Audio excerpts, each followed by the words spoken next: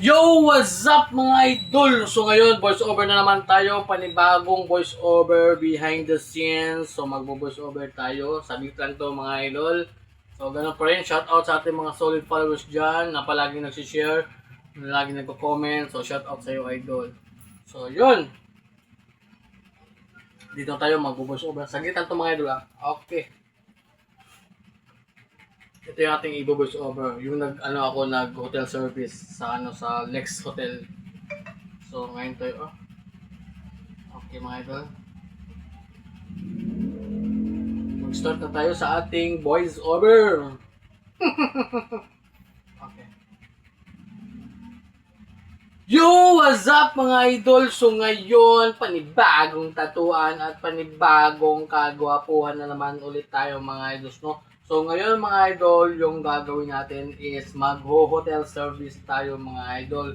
So doon tayo sa Lex Hotel, you know, diba, you know, tapos nagkita na kami dyan ni Ma'am Kabina. So galing pa siya ng ibang bansa mga idol, no? So bumisita lang siya dito para magpatato.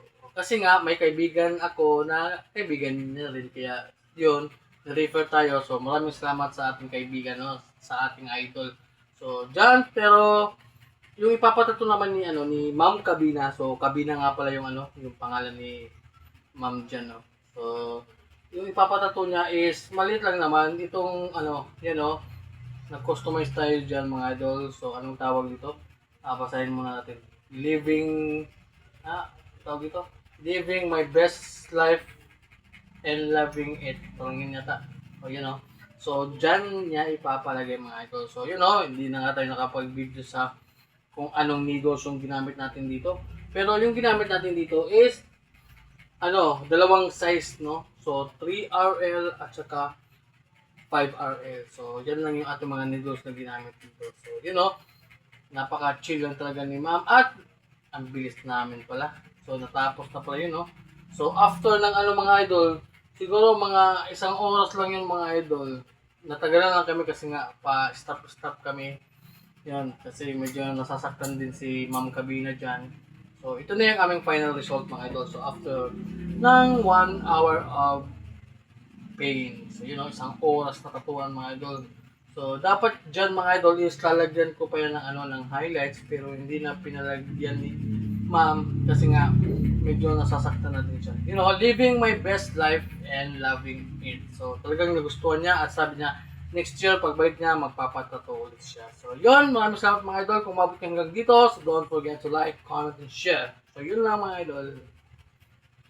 Okay mga idol, so yun lang yung ating video. Medyo pinapawisan tayo mga idol kasi wala tayong electric fan. Pinatay natin yung ceiling fan. Pero doon, maingay doon. Pero okay lang yun.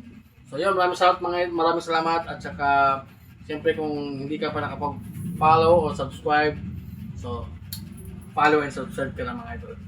So yun lang mga idol, ganun pa rin kung gusto nyo panoorin yung ating ginawang voice over, so scroll up ka lang sa Facebook.